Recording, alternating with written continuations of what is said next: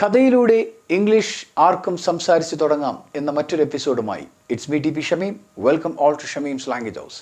ഷമീംസ് language ഹൗസിൻ്റെ മറ്റൊരു spoken English എപ്പിസോഡിലേക്ക് എല്ലാവർക്കും ഹാർദവമായ സ്വാഗതം.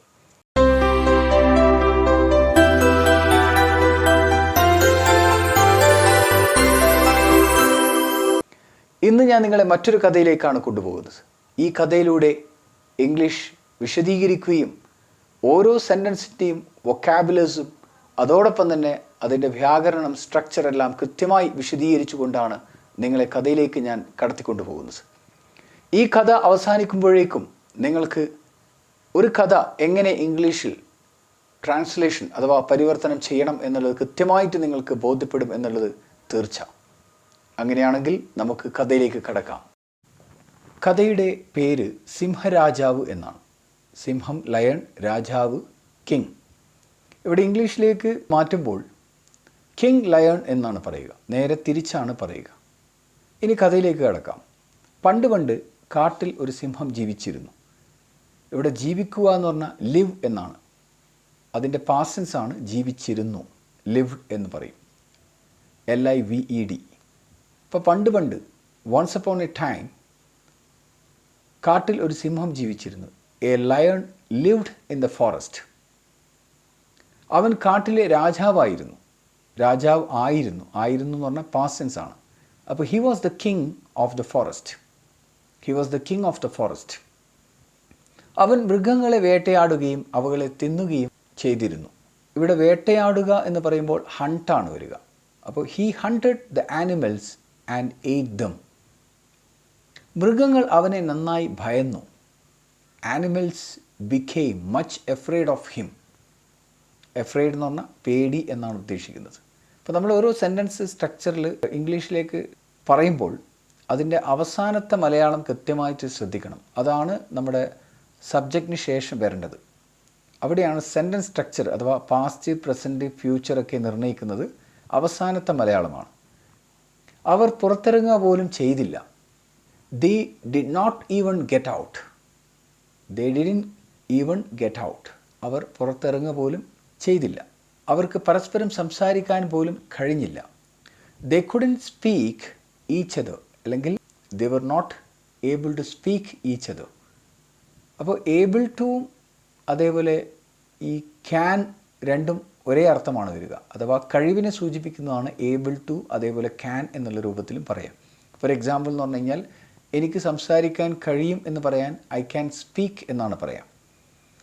ഐ ക്യാൻ സ്പീക്ക് ഇംഗ്ലീഷ്, എനിക്ക് ഇംഗ്ലീഷ് സംസാരിക്കാൻ കഴിയും.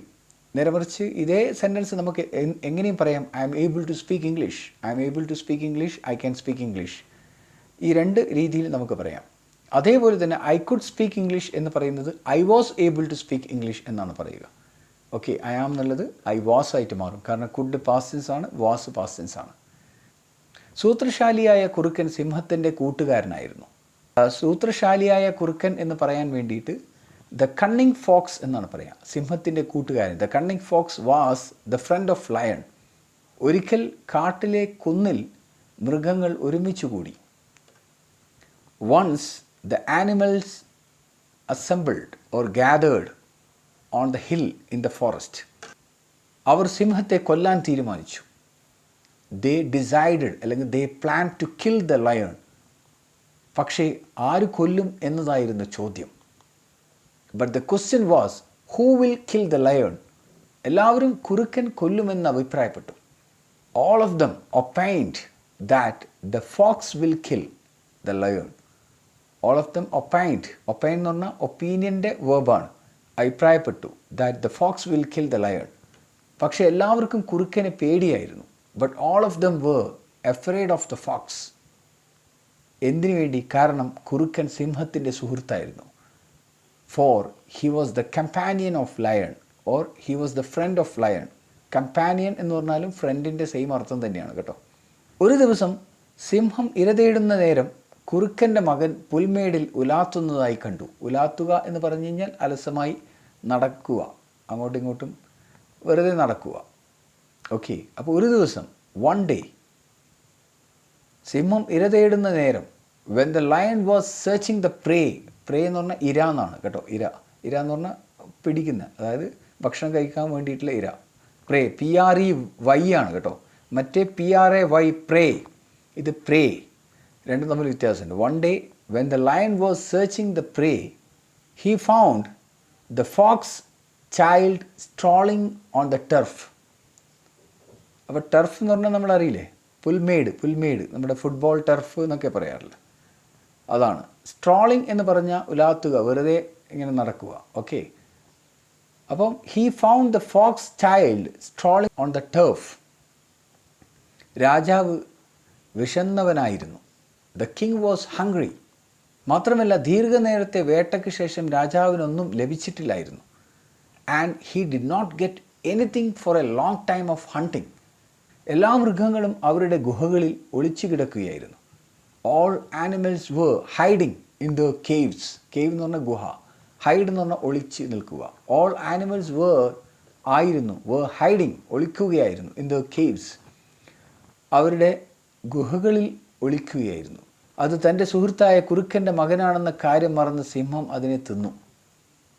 ഫോർഗെറ്റിംഗ് ദ ഫാക്റ്റ്, മറന്നുകൊണ്ട്, സത്യം മറന്നുകൊണ്ട്, യാഥാർത്ഥ്യം മറന്നുകൊണ്ട്. Forgetting the fact that it was the son of his companion fox. കുറുക്കൻ്റെ മകനാണെന്ന കാര്യം മറന്ന് സിംഹം അതിനെ അന്ന് തിന്നുകളഞ്ഞു. ഇത് കുറുക്കനെ സിംഹത്തിനെതിരെ പ്രകോപിപ്പിച്ചു, അല്ലെങ്കിൽ കോപിപ്പിച്ചു, ദേഷ്യം പിടിപ്പിച്ചു എന്നൊക്കെ നമുക്ക് പറയാം. അപ്പോൾ this made the fox angry against him. ഈ സംഭവം this made the fox angry against him. ഇപ്പോൾ മറ്റു മൃഗങ്ങൾക്ക് സിംഹത്തെ കൊല്ലാൻ കുറുക്കനോട് പറയാൻ സാധിച്ചു. Now the other animals were able to say him to kill the lion. അപ്പോൾ മറ്റുള്ള ആനിമൽസ് പറയാൻ എന്താണ്, ധൈര്യപ്പെട്ടു, അല്ലെങ്കിൽ പറയാൻ കഴിഞ്ഞു എന്നാണ് അവിടെ ഉദ്ദേശിക്കുന്നത്. കുറുക്കൻ രാജാവിനെ കൊല്ലാൻ തന്ത്രം മെനയുകയായിരുന്നു. The fox was planning to kill him. മൃഗങ്ങളുടെ സഹായം അവനെ കൂടുതൽ പ്രചോദിപ്പിച്ചു. Animals help much encouraged him. Encourage, പ്രോത്സാഹിപ്പിക്കുക, പ്രചോദിപ്പിക്കുക. അടുത്ത ദിവസം സിംഹത്തിൻ്റെ ഗുഹയിൽ ചെന്നവൻ പറഞ്ഞു. ആര് പറഞ്ഞു? ഫോക്സ് പറഞ്ഞു. Next day he went to the lion's cave and said. എന്താണ് പറഞ്ഞത്? അല്ല ചക്രവർത്തി, നിങ്ങൾക്കറിയുമോ നമ്മുടെ നാട്ടിൽ നിങ്ങളല്ലാത്ത മറ്റൊരു രാജാവും കൂടിയുണ്ട്. Emperor, didn't you know that there is one more king in our forest? Didn't you know, നിങ്ങൾക്കറിഞ്ഞില്ലേ? That there is one more king in our forest, നമ്മുടെ ഫോറസ്റ്റിൽ വേറൊരു രാജാവും കൂടി ഉണ്ട് എന്നുള്ളത് നിങ്ങൾ അറിഞ്ഞില്ലേ എന്നാണ് പറഞ്ഞത്. അവൻ നിങ്ങളെ വെല്ലുവിളിച്ചുകൊണ്ട് പറയുന്നു. He challenges you and says he is the emperor of the forest. അവൻ നിങ്ങളെ വെല്ലുവിളിച്ചുകൊണ്ട് പറയുന്നു അവനാണ് കാട്ടിലെ രാജാവെന്ന്. He challenges you and says he is the emperor of the forest. Emperor എന്ന് പറഞ്ഞു കഴിഞ്ഞാൽ ചക്രവർത്തി എന്ന് പറയും. ഇത് കേട്ടപ്പോൾ സിംഹത്തിന് ദേഷ്യം വന്നു. Lion king lost his temper. Okay, lion got angry and set out to kill the other lion. എന്നിട്ട് മറ്റേ സിംഹത്തെ കൊല്ലാൻ പുറപ്പെട്ടു. സൂത്രശാലിയായ കുറുക്കൻ രാജാവിനെ ഒരു കിണറിനരികിലേക്ക് കൊണ്ടുപോയി. Cunning fox went with him to a well. രാജാവിന് അവൻ്റെ പ്രതിബിംബം കാണിച്ചു കൊടുത്തു. ആൻഡ് ഷോട്ട് എന്ന് പറഞ്ഞാൽ കാണിച്ചു. ദ ലയൺ ഹിസ് ഷേഡോ, അവൻ്റെ നിഴൽ അല്ലെങ്കിൽ പ്രതിബിംബം, ഇമേജ് കാണിച്ചു കൊടുത്തു. ഈ ഷേഡോ, ഇമേജ്. തൻ്റെ പ്രതിബിംബം കണ്ട സിംഹം കൂടുതൽ കോപാകുലനായി. സീയിങ് ഹിസ് ഷേഡോ അല്ലെങ്കിൽ seeing his image the lion became much angry. സിംഹം ശബ്ദിച്ചപ്പോൾ തൻ്റെ പ്രതിബിംബവും ശബ്ദിച്ചു. And shouted at his shadow. The shadow also shouted. കോപാകുലനായ സിംഹം തൻ്റെ ശത്രുവിനെ കൊല്ലാൻ എടുത്തു ചാടി. കോപാകുലനായ സിംഹം, losing his temper, the lion jump to kill his enemy. പക്ഷേ അത് കിണറ്റിലേക്കായിരുന്നു. But it was really to the water. പാവം സിംഹം. Pity on him. ബുദ്ധി കൂടാതെ ശക്തി കൊണ്ട് മാത്രം കാര്യങ്ങൾ ചെയ്തു. Who worked only with power but not brain.